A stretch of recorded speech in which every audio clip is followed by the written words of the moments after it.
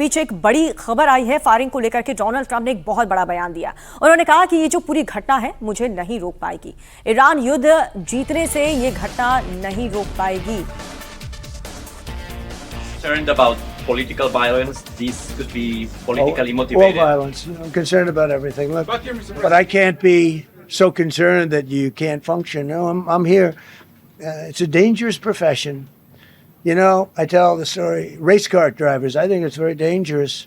So, if you take 1% and then take about 10% of 1%, just to break it down very easily, they die. So much less than 1%, 10% of 1%. I think bull riding is very dangerous. If you take about the same 10% of 1%, much less than 1%, but if you take presidents, it's 5.8%, and about 8% are shot at. So nobody told me this was such a dangerous profession. If Marco would have told me, maybe I wouldn't have run. Maybe I would have said, I'll take a pass. No, it's a dangerous profession, but I don't view it that way. Look, I'm here to do a job.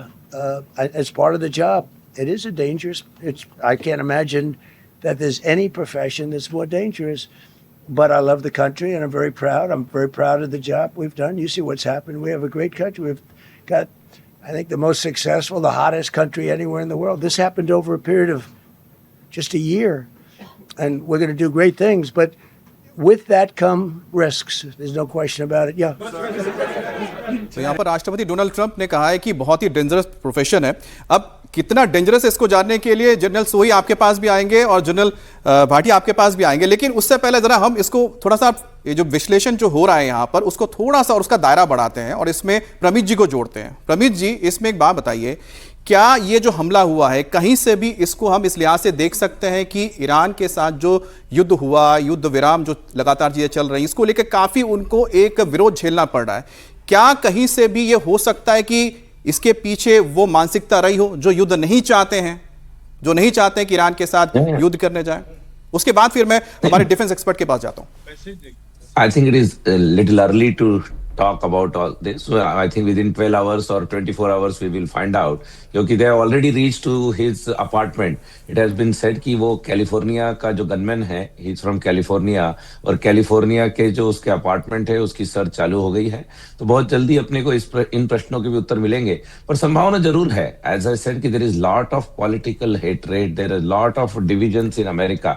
Praveen जी, मुझे एक बात समझा दीजिए, California आप सोचिए कि कहां पर वेस्ट कोस्ट में है और कहां वाशिंगटन ईस्ट कोस्ट के पास पड़ता है। इतने दूरी से उसको मारने के लिए आया तो कुछ सोच समझ के आया होगा ना, कुछ प्लानिंग की होगी उसने, लॉजिस्टिक लिया होगा। अब वो हो सकता है कि वो कुछ दिनों पहले से यहाँ पर आ गया हो, या बिल्कुल प्लानिंग होगी, यहाँ पर बिल्कुल उसकी प्लानिंग होगी। मैंने कहा ना, अमेरिका अभी एक तरह से पूरा 50-50 डिवाइडेड है। 50% डेमोक्रेट है, 50% रिपब्लिकन है, और डेमोक्रेट्स में कुछ, और इवन डेमोक्रेट्स में और इंडिपेंडेंट्स में भी कुछ ऐसे लोग हैं जो रवि जी, आपने अच्छी बात ये कही कि डिवीजन है। एक बार मैं जरा इसको जरा और समझते हैं, क्योंकि इसको सिक्योरिटी के हिसाब से समझना है।